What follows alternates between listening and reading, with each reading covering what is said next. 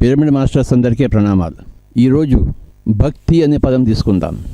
మీరాదేవికి కృష్ణుడి మీద భక్తి, సంగీతజ్ఞులకు సంగీతం పట్ల భక్తి, ఆది శంకరాచార్య వరకు ఆత్మజ్ఞానం పట్ల భక్తి, గౌతమ బుద్ధుడికి ధ్యానం పట్ల భక్తి. ఈ విధంగా భక్తి అనేది ఎన్నో చోట్ల ఉంది మనకి. డెడికేషన్, భక్తి అంటే డెడికేషన్, పూర్తి సమర్పణ ఏదైనా దాని పట్ల. మన పిరమిడ్ మాస్టర్లకు ధ్యాన ప్రచారం పట్ల భక్తి, పిరమిడ్ నిర్మాణాల పట్ల భక్తి, శాకాహార ప్రచారాల పట్ల భక్తి, ఈ స్పిరిచువల్ సైన్స్ నేర్చుకోవడం పట్ల భక్తి, ప్రతి స్త్రీకి ప్రతి పురుషుడికి సంసారం పట్ల భక్తి, రైతులకు వ్యవసాయం పట్ల భక్తి. ఎక్కడ చూసినా భక్తి యొక్క విశేషత మనకు కనబడుతూనే ఉంటుంది. ఇంత భక్తో తమ దృక్పథం పట్ల భక్తి, తమ కోరికల పట్ల భక్తి, తమ వృత్తుల పట్ల భక్తి.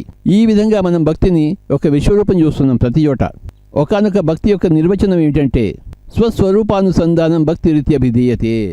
స్వస్వరూపానుసంధానం, మన స్వంత స్వరూపంతో మనం అనుసంధానితం కావడమే భక్తి అని చెప్పబడుతోంది.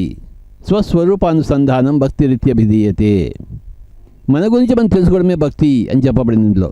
నాకు ఇది చాలా నచ్చింది, ఈ యొక్క నిర్వచనం. స్వస్వరూపానుసంధానం భక్తి రీత్యభిధీయతే. రమణ మహర్షి ఎప్పుడు కూడా ఇవే ప్రశ్నలు వేసుకున్నాడు. నేను ఏమిటి, ఎందుకు, ఎక్కడి నుంచి వచ్చాను, ఎవరి కోసం వచ్చాను, ఏం చేయడం కోసం వచ్చాను, ఏం సాధించడం కోసం వచ్చాను, ఏం చేస్తున్నాను, ఏం చేయాలి, నేను అంటే ఏమిటి, నా స్వస్వరూపం ఏమిటి, నా స్వరూపం ఏంటి, నా స్వస్వరూపం ఏమిటి, దానికి నేను ఎలా చేరుకోవాలి అన్నదే స్వస్వరూపానుసంధానం. అదే భక్తి అని చెప్పబడింది. రమణ మహర్షి గారికి తన మీద తనకి భక్తి ఉంది. నేనేమిటి, ఎప్పుడు ఆ విచారణలోనే ఉన్నాడు ఆయన. ఎవరు ఆయన కలిసినా నువ్వెవరో తెలుసుకోబోయ్ అని చెప్పేవారు. మౌనంలో తెలుసుకో, మానసిక మౌనంలో తెలుసుకో నాయన. వాచిక మౌనంలో, మానసిక మౌనంలో నిన్ను నువ్వు తెలుసుకుంటావు, నీకు నువ్వు దర్శనమిస్తావు అని చెప్పారు ఆయన. పిరమిడ్ మాస్టర్ అంతా అదే చెప్తున్నారు. ధ్యానం చేయబోయ్, మనసును శూన్యం చేసుకోబోయ్, శ్వాస మీద ధ్యాస ద్వారా. అప్పుడు నీ స్వస్వరూపము నీకే అవగతమవుతుంది, నీకే సువిదితమవుతుంది, నీకే అనుభవైక వైద్యమవుతుంది, నీ ఆత్మ నీకు ప్రస్ఫుటమవుతుంది. నువ్వు ఎక్కడెక్కడి నుంచి వచ్చావు, ఏ మూలాల నుంచి వచ్చావు, ఏ మూలాలకు పోతున్నావు, నీ గురించి సమగ్రంగా నీకు తెలుస్తుంది.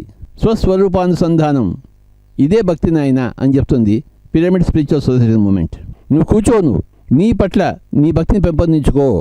ఏమిటయ్యా భక్తి అంటే స్వస్వరూపానుసంధానం భక్తి రీత్యభిధీయతే. ఎంత గొప్ప నిర్వచనము. ఈ నిర్వచనం ప్రకారం ధ్యాన సాధనే భక్తి యోగము. ధ్యాన సాధన కాకుండా వేరే భక్తి యోగం ఎక్కడా లేదు. అది ఉన్నా అది కొంతకాలానికే ఉంటుంది, మళ్ళీ అది ధ్యానానికి రావాల్సిందే. ఆ భక్తి ధ్యానంగా పరిణామం చెందవలసిందే.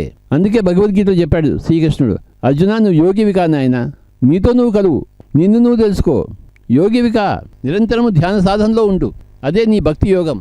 మన పిరమిడ్ స్పిరిచువల్ సొసైటీ మూమెంట్లో ఇదే నిర్వచనం, భక్తి యొక్క నిర్వచనం. పిరమిడ్ మాస్టర్లు అందరూ ఈ విధంగా భక్తాగ్రేసరులు, భక్తి యోగంలో అగ్రసరులు.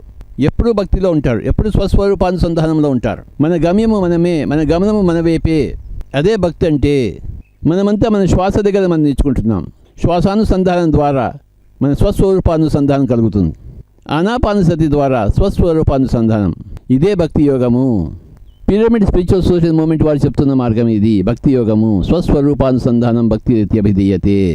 ప్రతి ఒక్కళ్ళు కూడాను ఈ విధమైన భక్తి యోగులు కావాలి. కనుక మై డియర్ ఫ్రెండ్స్, భక్తి యోగం అంటే ధ్యాన యోగమని తెలుసుకుందాము. ధ్యాన సాధనే భక్తి యోగము. ఇదే మన new age spiritual philosophy.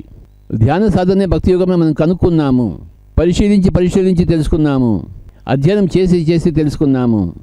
Anapanasati అన్నదే భక్తి యోగానికి దారి. ఎప్పుడైతే శ్వాస మీద మనం ధ్యాస పెడతామో, కూడి ఉంటామో, అది అన్ని చోటికి తీసుకెళ్తుంది. మన మూలాలు ఎక్కడెక్కడ ఉన్నాయో అన్ని చోటికి తీసుకెళ్తుంది. మన మూలాలు మనకి దర్శింపజేస్తుంది. స్వస్వరూపంతో అనుసంధానం అవుతాము. నేను శరీరం కాదు, నేను మేను కాదు, నేను శాశ్వతమైన నేను అని తెలుసుకోవడమే స్వస్వరూపానుసంధానం. కళ్ళు మూసుకోవడం ఏం కష్టము, శ్వాస మీద ధ్యాస ఉంచడం ఏం కష్టము. అందరూ ఇప్పుడు స్వస్వరూపానుసంధానంలో ఉందాము. Thank you very much.